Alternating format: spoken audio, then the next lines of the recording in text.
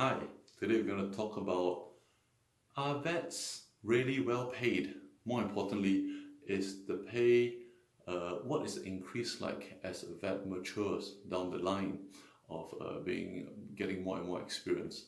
So this little survey was sort of done by the sort of one of the biggest job website, Indeed website, which many of you may have heard before. And what they've done is that they compared the starting salary of vets, okay, and when they first graduated, and amazingly, well, not amazingly really, it was ranked second, just below medical field, the doctors and dentistry.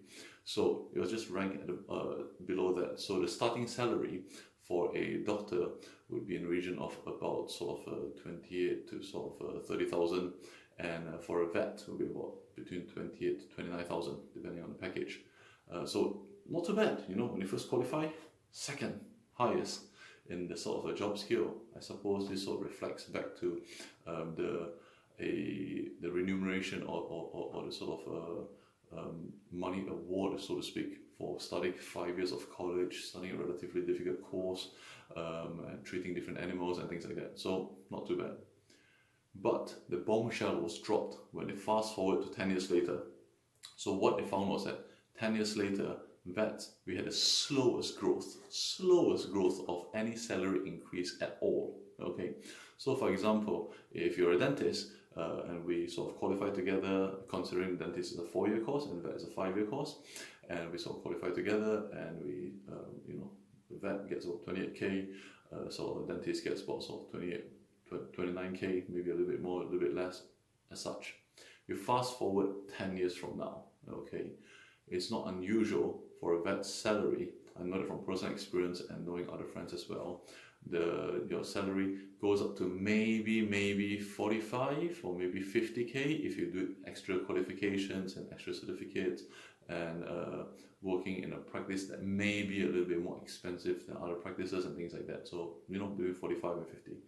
But for NHS dentists, it's not unusual for them to hit all the way up to 70, 80, even 90 under NHS.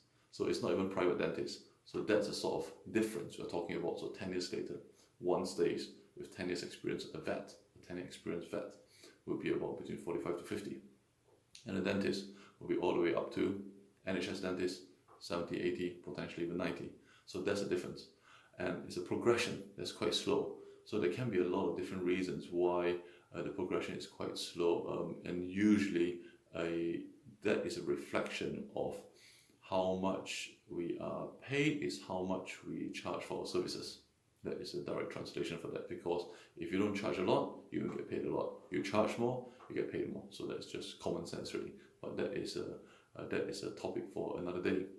But what I want to illustrate today is that, being a vet, how lucrative it is, how profitable it is, how much money do you actually earn to take care of your family, to pay for your wants and needs and things like that. So we also accept that being a vet, you won't get, it's not the road to success, or rather it's not the road to riches, so to speak. Okay, not, you can be very successful vet but still very poor. Certainly not the road to riches.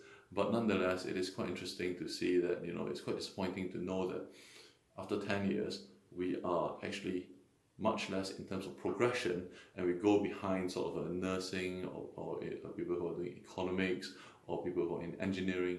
All their salary increase from the time they graduate to 10 years later is much more than vets in terms of percentage and things like that.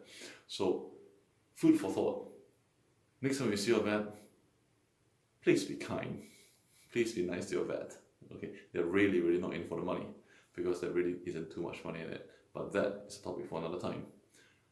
I hope you've enjoyed this. I look forward to see you in the next event. And this is Amity.